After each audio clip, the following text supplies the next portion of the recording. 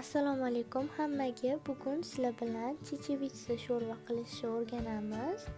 Juda ham oson va mazali. Sizlar ham tayyorlab ko'ringlar. Qozonimizga ozgina yog'imizni solamiz.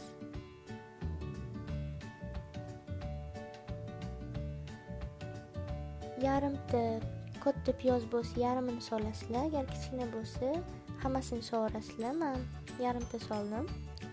Ikkita kichkina kartoshka 2-3 minut davomida qovurib olasizlar. Keyin bitta kichkina sabzi. Sabzini ham shunaqa 2-3 minut davomida qovurib olasizlar. Bir dona pomidorni to'g'rab olib, sovurdim.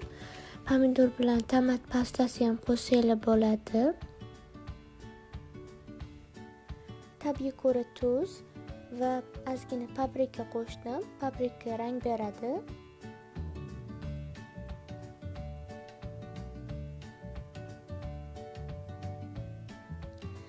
Bir piyola yuvilgan chechevitsamizni qo'shib olamiz.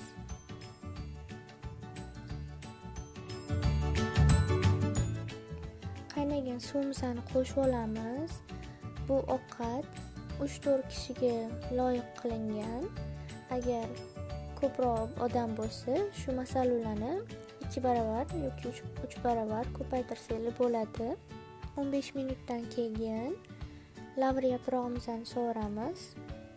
Lavr yaprog'imizni sovurganimizdan keyin yana 15 minut, jami 30 minut qaynatib olamiz past olovda.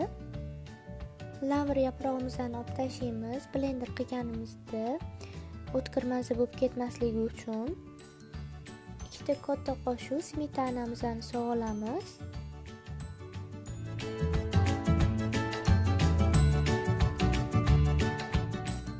Keyin 2-3 minut davomida yaxshilab blender qilib olamiz.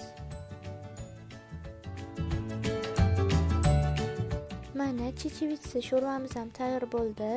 Juda ham oson va mazali. Xohlovchilar ozgina limon sokini sug'orsanglar ham bo'ladi. Juda ham yaxshi maza bo'ladi. Sizlar ham qilib ko'ringlar, juda ham mazali. Sizlarga ham yoqadi degan umiddaman.